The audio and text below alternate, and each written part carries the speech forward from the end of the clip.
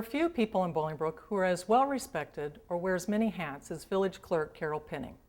Serving her 7th consecutive term, she plays a vital role in the storage and preservation of public documents. In addition, her responsibilities include the safeguarding of the election process, preparing and certifying village board meeting minutes, summarizing discussions, and recording votes. In a word, Ms. Pinning's position is challenging for the wide variety of tasks the position requires. When did you move to Bolingbrook? I moved to Bolingbrook in 1978. I grew up in Chicago, and in 1977 moved to Woodridge for about a year, and I was looking for a house and found a really nice townhouse in Bolingbrook, and that was my first home, and first home that we ever purchased. And I love the city of Chicago, and so it was hard for me when I moved out to Bolingbrook because there weren't a lot of the amenities that we see here today in Bolingbrook. And, you know, I had access to downtown Chicago and walking around and, you know, the buses and the trains. And I came out here and there weren't any trees, and it kind of scared me at first. You know, I was used to being in a community that had a lot of history in it. And Chicago, of course, I grew up on the northwest side, and when I moved out to Bolingbrook, we migrated from the northwest side to the southwest suburbs, which was kind of unusual. A lot of people that grew up on the south side of Chicago moved out this way. And so I couldn't find any Cubs fans at first. Fortunately, that's changed a lot, and you have your Cubs and your Sox fans, but initially most people didn't even know what the Cubs were about. But anyway, it was very exciting to make the move to Bolingbrook, and I've seen a lot of changes in the time that I've been here. For sure. So why did you run for public office? Well, when I moved into Bolingbrook, there was a little job opening, and it was part-time, and I started working over at the Village Hall, working for the finance department initially, and I got the job, I actually think, because they felt sorry for me. I walked into the finance director's office, and at that time it was Ken McConaughey, and the village at that time was just starting to separate and making a finance department, and I had fallen downstairs and I had my leg in a cast. And so when they saw me, I think they were like, if she was brave enough to come here for an interview with her leg in a cast, she's our person, you know, because they saw my determination. And then within a few weeks of that transition, the then village clerk, Grace Kohler, asked me if I wanted to come and work for her. So I started working in the village clerk's office, and before long I was working full time. And you know, I loved it. And as time went on, the village clerk and the deputy clerk moved away. One went to Florida, one went to California. And I all of a sudden was asked to be the acting clerk and the deputy clerk, and I started working for the mayor. And I was very young at the time. I was only about 25 years old. And the bug kind of bit me about the job and what I was doing in the job and keeper of the records. And I thought to myself, you know, I really want to run for that office. I'd like to serve the community, and I thought I would do a good job. And I, you know, felt strongly about Grace Kohler. She was a very tall woman, almost 6 feet, and she had blonde hair, and she looked like a Viking. And she said to me when she left, almost like in a godlike voice, "Carol, protect the records of the village of Bolingbrook." And I almost, at that young age, it was like a mission. So I felt like I needed to keep the records for her and for the community based on that request. And that's why I did it. And so are there any certifications or preparation needed to be the clerk? You know, probably, and everybody is not the type of person who might enjoy this type of work. It is a very detailed type of work where you are a keeper of the records. You have to maintain that. Of course, it's a desk job, and not everyone enjoys a desk job. But in order to enhance my skills, because when I first walked in, like I said, the clerk, one went to Florida, the other one to California, and I found myself very lost. So I started reaching out to other municipal clerks, and the work is very specialized. So you really need to acquire education. And what I did was I started going through a lot of training through local organizations by going to their meeting. The municipal clerks of DuPage County, the municipal clerks of Illinois.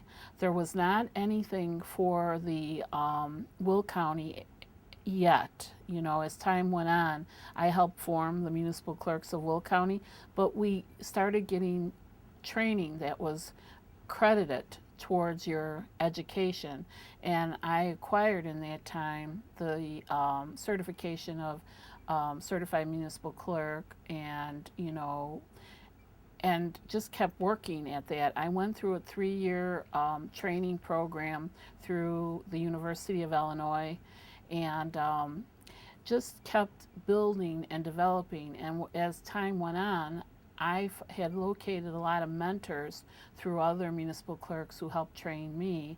And then what I did was I became a mentor and started training other municipal clerks.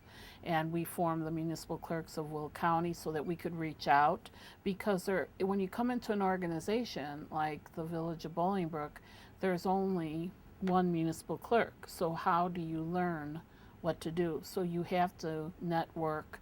And I also became president of my state association for 1 year in 2000, and represented it through an international organization, the Village of Bolingbrook in the state of Illinois, in Europe, which was very interesting, and I learned a whole lot when I was there too.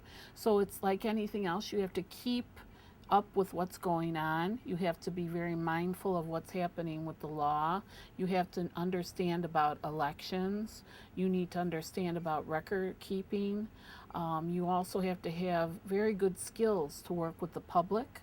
You also need to have good skills to manage the records in themselves, because the records never are destroyed.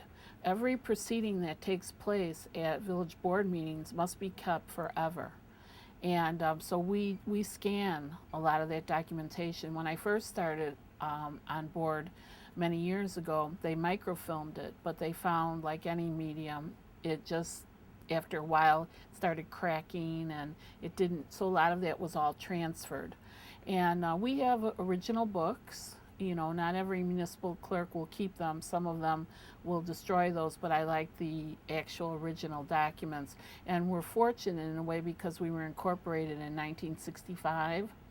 So that means we're able to, we don't have to go back to some municipalities that were incorporated in the 1800s. So they have tons and tons of documents and paperwork. So we don't have as many, but we're coming on our 50th anniversary, so we do have quite a bit. But you really need to understand what the whole position's about, because we work with elections. We help people. We just do a variety of things. Register people to vote. We notarize documents. We have to make sure that after a board meeting, all documentation is processed and it gets to the right organization. We also have to work with officials like your representatives, your senators, your Congress people, because we're always finding that we need to help our residents reach out to those people, and we can help them cut some of the red tape, because a lot of times people do not know where to go or what to do or even how to start, and that's where we come in. And municipal clerks have a tendency, people reach out to us. Sometimes they don't reach out to the mayor because they always think, oh, the mayor's so busy. They feel while our mayor is approachable, a lot of times people feel they are a little bit leery, but they feel very comfortable with municipal clerks, and they reach out to us more often than they do initially the mayor. And then if there's something really critical or urgent or something problematic, something that I can't help within the framework of the organization, then a lot of those questions and concerns will go directly to Mayor Claire or the mayor to handle, the more sophisticated issues, if you will. So what do you enjoy most about being village clerk? The thing that I enjoy the most is really helping people. I love helping people, and I love resolving issues, and I like being a part of the community and getting to know who are what I would call the movers and shakers, people who are focused on trying to make a positive difference, trying to change things for the better. Um, and I'm so blessed because I meet all those people through, let's just say, the Lions organization, the Bolingbrook Chamber of Commerce, the local businesses, the church community, just fabulous people that are out there really working hard to make a positive difference and trying to change things and make things better for people who, let's say, for example, are not in financial positions. They may be having challenges with their homes or, just issues that they're facing. And then we try to direct people as best as we can. I also like to teach. I help a lot through the scouting community. I love working with classes in the community where we teach them about village government and about the election process. And I also love working with students that are honor students who are working on their community work. And we try to help them by giving them projects and things that they could do to help. And I also do a lot of work with people who might have had minor incidences with the law, and they have to do court-ordered community service work. So I try to work with people who may have made a mistake and are trying to get themselves back on track. But probably it's a lot of the interaction with the community and just helping people. I understand you also have involvement with the Historical Preservation Commission. Tell us about that. I love that. The Historic Preservation Commission, again, you're defined as you're working in your office and you find out naturally the village clerk is keeper of the records. So I have a passion for history, loving to understand where Bolingbrook came from. When my heart was broken when I left Chicago to move out this way initially, and it was a transfer. I was married at the time, and that's where my husband's transfer took him. And I realized someone had said to me at one point and said, you either want to be the type of person who lives in a community that has history, like Chicago or Oak Park or thereabouts, or in a community that's making history. And Bolingbrook, from the time I moved in, was certainly making history. I got an opportunity to see some of the early history or understand that, and then a part of this last many years that I've been working for the village of Bolingbrook to see Bolingbrook's history happening. And the Historic Preservation Commission was like a natural progression because of my love of history. And there was a group of people that wanted to form a commission and went to Mayor Claire and asked him if he would consider adding that a commission onto what he already had: Plan Commission, Zoning Board, Police and Fire Board, Beautification Commission, and if he would add Historic Preservation Commission. So in 1993, That's exactly what he did. He formed a commission of the village and called it the Bolingbrook Historic Preservation Commission. And I've been there for ground level. And one of the reasons why it's been so exciting is we have been slowly working our way to the village of Bolingbrook's 50th anniversary. And I am real excited to be a part of that because that'll be coming soon in 2015. So. I love it. I love working with the people, and I love hearing about the stories. And we actually are working on a series with Bolingbrook Community Television and Jim Singer, and it's historically speaking. And basically, we have been covering some stories with the intent that as we get closer to the village's 50th anniversary, that we will air those. And we just recently, the last one we did was on Old Chicago, which was so much fun, and we truly enjoyed that. And there was so much information there that we're going to do a part 2 to that. We found when we discussed in that show that was aired that there was a couple that had gotten married at Old Chicago so many years ago. And that couple contacted me after they saw the show, and they're still married after 30 some years. And we really want to get them on the show and interview them and have them talk about their experience. But there's so much to talk about history, and I know there's a limited amount of time, but I'm honored to be a part of that group. Regarding local contributions, tell us about your work with the Community Service Council and how it impacts residents' quality of life.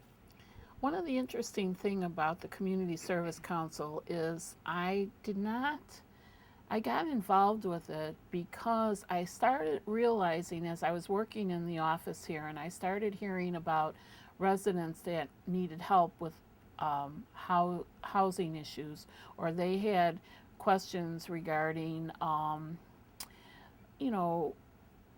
family counseling and things of that nature. And I was beginning to realize that a lot of people, their budgets were very limited, and they had a hard time trying to pay to get the counseling that they needed. So what they might do is forego it. So there was an organization that I knew of in town called Community Service Council. And what they were is an organization, a nonprofit, that has been in place over 35 years. And what they were doing basically was they would counsel people and help them out, and they would give them a reduced rate. So I felt that that was better than paying $75 to $150 an hour, and the insurance companies started cutting back where they would only pay for counseling if you were going to a psychiatrist, and those fees are exorbitant. So little by little, I started working more and more with the township, with Community Service Council, with your state representatives in Springfield, and anybody else I could reach out to that would help people, because the Village of Bolingbrook's primary concern is police, fire, and public works.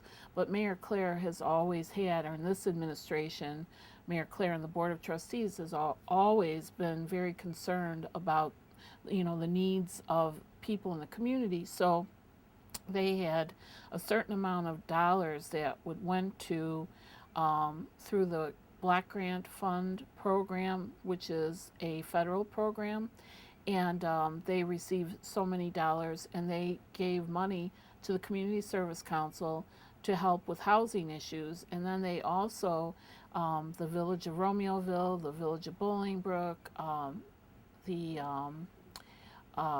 DuPage Township, United Way, Will County, all of them collectively try to, or have been supporting the Community Service Council to help offset those fees and keep the dollars down. And so little by little, I began to understand about Community Service Council, and one thing led into another, and I became a board member on the Community Service Council. And then Marty Reynolds, who was the president, unfortunately he passed away, and the agency hit a wall with federal funding started being pulled from all non-for-profits, because, you know, they were starting to look at budget issues and started bringing the costs down to the local local governments. And the doors almost closed, like I said, on Community Service Council. And I jumped in and reached out to a lot of the local governments and tried to restructure the financing that they were receiving from the federal government and managed to help keep the doors open. So then I ended up becoming president of the organization. And I love working with Community Service Council, guiding it, giving it direction. There are licensed therapists on board and people who have certifications through HUD, you know, to help people. And I feel very comfortable that we have this agency in the community helping Northern Will County. A lot of our residents, if this wasn't in place, they don't always feel comfortable reaching out to like Joliet. They just don't want to travel the distance. They like a local agency, and I feel very happy that the funding sources that I mentioned continue to support Community Service Council and keep the agency going. But again, it's just another branch, another program that I like to be a part of because it's helping people. What is important for us to know about you? Well, I love children. I feel very blessed that in this position I'm always around children. And as a matter of fact, I keep a little treasure box over there so that when they come in, they can get a little prize or gift. And, you know, I've got little toys because a lot of times when parents come in and they have problems that need to be resolved, they bring their children with, and I like to keep them busy and occupied.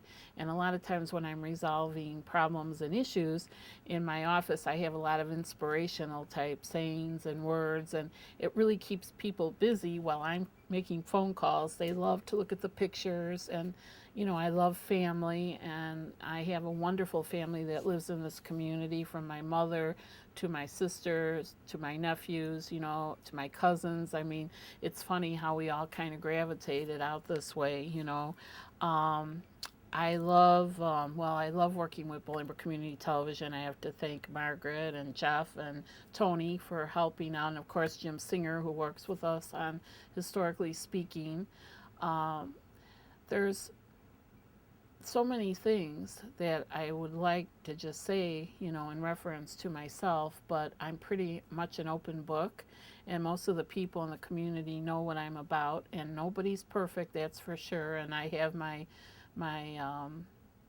issues, but you know, I try to do my best, and I feel that I was planted here, you know. Some people might say from a higher power, but you know, I feel that I was guided to do this. I certainly, when I was a child, didn't say someday when I grow up I want to be a village clerk. I didn't know what a village clerk even was until I was in my early 20s. And I kind of made this because I thought it just really says it all, you know. Choose a job that you love and you'll never work a day in your life.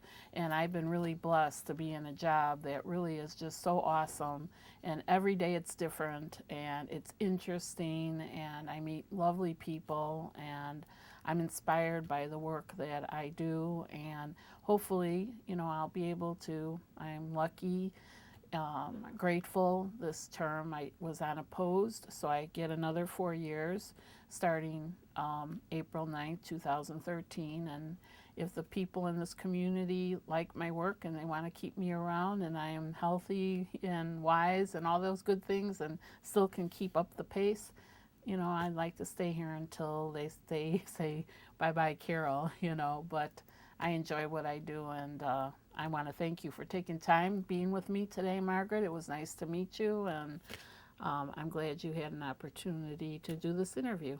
And I'm glad to have the opportunity to answer the questions so residents really do get to know a little bit more about who Carol Penning is and what I do for the Village of Bolingbrook as village clerk.